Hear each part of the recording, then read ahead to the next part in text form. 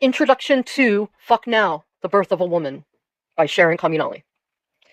I don't remember my birth and haven't been told too much about it, except that I was a little late. Not a lot. Which makes sense, because I have been 5 to 10 minutes late my whole life. Which only bothers people that are a bit anal, in my opinion. Some of my bosses have disagreed with that opinion. I was born only a little bit late, but late enough to matter to my mother, because I was born in August. And New York is hot and humid in August, especially when you are big with child. But the child my mother had was small, because it was me. And I have always been the smallest in the class. In a kindergarten picture of me, I am standing in the middle of the front row, and I am the smallest, but with the biggest smile.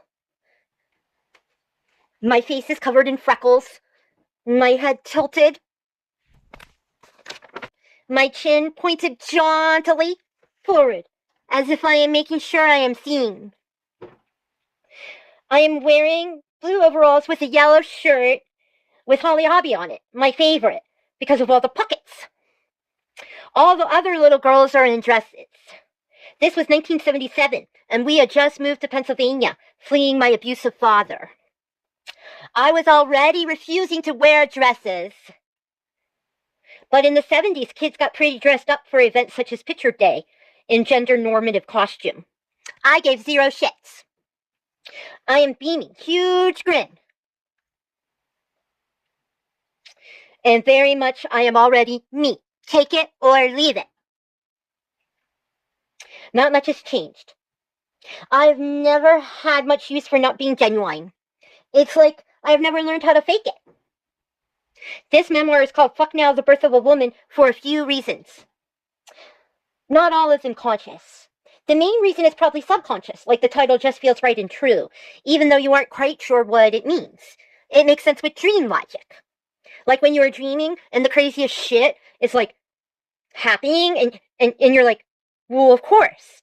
But when you explain it later, it doesn't really make sense, but it does. It makes dream sense, like poetry. You get it or you don't. To title this book, Fuck Now, The Birth of a Woman, comes from when I was 11 years old and I was playing with the Ouija board with my friend Julie. I asked it, what would I be known for? Already harboring artistic aspirations of grandeur. The Ouija spelled out Fuck Now, The Birth of a Woman. My friend confirms this when I asked her as an adult, because it almost sounds like I'm making it up, even to me. After we spell out the words to each other, calling out each letter, sounding it out, like, we look at each other quizzically, like, what the fuck? And then burst out laughing. Well, years later, when I decided I wanted to write a memoir, and I wondered what to title it, that moment came hurtling back. Fuck Now. Of course. That has to be it. A second reason for titling this memoir, Fuck Now, is that when my brother died in 2001, he came to me that very day as a clairaudient voice in my head. He said, you have to be a woman now and take care of Mom. I said I would. Since then, I have been trying to figure out what being a woman means, or a man. For that matter, we can take sex and gender completely out of it and ask, what does it mean to be an adult? When my brother said this to me in my head, I nodded and said, well, I would. And that I was on my way. But I knew I was still a girl. I was 28, but I was not a woman, whatever that means. My friends, we all refer to each other as girls and boys as well. Perhaps it is a bit due to the culture of Portland at the time, referred to in the show Portlandia as the city where 30-year-olds come to retire. My friends ride bicycles everywhere, and they worked at restaurants or bars, and they were artists or in bands. Many of us were queer. We were seizing the day, flying by the seat of our duct tape pants, trying to live out our bohemian dreams. I fucked a man. We were turning on, tuning in, and dropping out, as Tim Leary advised, because the rat race was going nowhere good. What does being a grown-ass woman mean?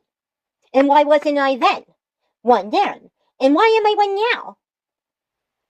I don't think it's about how much money you make or what job you have or any material measures. I think it's more a matter of personal integrity.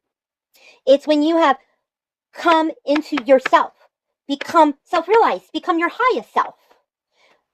But this process is never really complete. It keeps evolving. It's like when the dishes are never really done. There's always more dishes to do. We are eating and shitting creatures. I think we give birth to ourselves.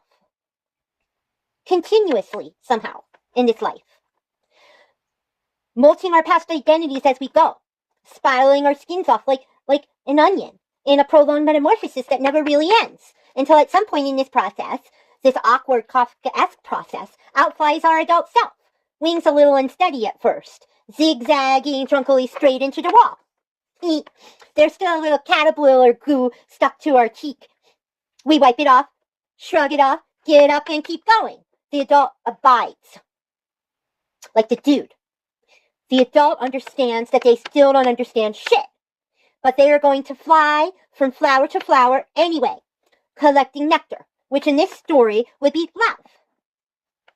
May your wings be laden with love, my friends. We are going to keep pollinating our gardens anyway, which in this story is whatever fills you with purpose, with passion, whatever makes you feel the most you, whatever is your personal fuck now. So we eat and shit and fuck and then we die. No, that's not what I am saying. I mean, yeah, but there's more to it. Growing up is when you stop blaming everyone else for your problems, like your parents or society. Yes, maybe it is their fault. But what are you going to do about it?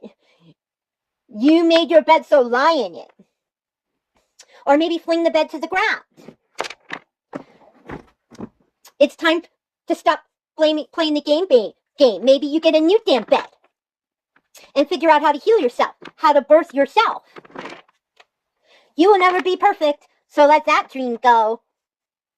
Perfection, at least on Earth, is a myth. But you will be standing on your own 2 feet, about to take a step into the abyss anyway. Like my favorite tarot card, the Fool. We are on the Fool's journey. The tarot begins and ends with the Fool. Its number is 0.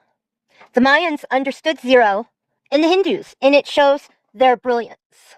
It is the void, containing everything and nothing, and its sea of possibility. We begin and end in innocence, in openness, in the understanding that in this great mystery, we only have our open hearts to guide us, and a bindle over our shoulder, carrying our courage, our heart in our brain, like in The Wizard of Oz, until we realized we were home all along. The kingdom of heaven is within us, within you, and you, and you, and you were there, and all of those characters are also reflections of you. We make our own realities, and the company we keep reflects who we are. We are what we eat. Look around. If you don't like what you see, perhaps it's time to have a tornado take your house on a journey to Oz, where you land on a witch, meet some teachers, realize the great Oz isn't God, but just some little man trying to scare you behind a curtain. The real teachers are just your friends. You and you and you were there, and some of it wasn't very nice, but most of it was beautiful. Yeah, that about sums it up. True wisdom is to realize you know nothing, but you walk off the cliff anyway. And like in the cartoons, if you believe, if you don't look down, you fly. Like Peter Pan. We have to believe we are magic. If you doubt, if you don't believe, you plummet. You crash and burn. And you have to start over. The third reason for the title of my memoir being Fuck Now is in honor of my friend Chainsaw. Rest in peace. She said to me one night at 4 a.m, wiping the tears from my cheek, "You need to fuck now. You can't let them win. You can't let the bastards grind you down. No late bastards carborundorum." Like in The Handmaid's Tale, but I don't know how to pronounce it. Amen, sister. Fuck you. Fuck now. Happiness is the best revenge. Be here now. It's never not now. That we create our own realities is something I learned from Seth Speaks, channeled by Jane Roberts. I have come to understand this is true. But when I first read it years ago, I questioned it. It sounded like, blame the victim. Don't blame me for all this bullshit. I was just born here into this world that's fucked. And there is a lot of bullshit. And life isn't fair. And the playing field isn't level. It's not even. I am a white chick with all that privilege, and it's still been fucked up. When I read Man's Search for Meaning by Viktor Frankl, I realized it was your state of mind and your integrity. Your state of mind and integrity that was the key. Viktor Frankl survived the Holocaust and learned from that not very nice experience that having a sense of purpose and a sense of connection like love is what can get you through hell. You are in control of your response. One must imagine Sisyphus happy. What are you going to do about it? It doesn't mean you won't die. We all do. Even if that means having a zen state of mind as you stand before the firing squad. Or maybe you could be like Thelma and Louise when you die, flying their car into the Grand Canyon, holding hands and high-fiving. We never see them land. Who knows? Maybe they never do. Maybe they drive straight into heaven. To quote my mother, we are born and we die, and somewhere in between, we should dance.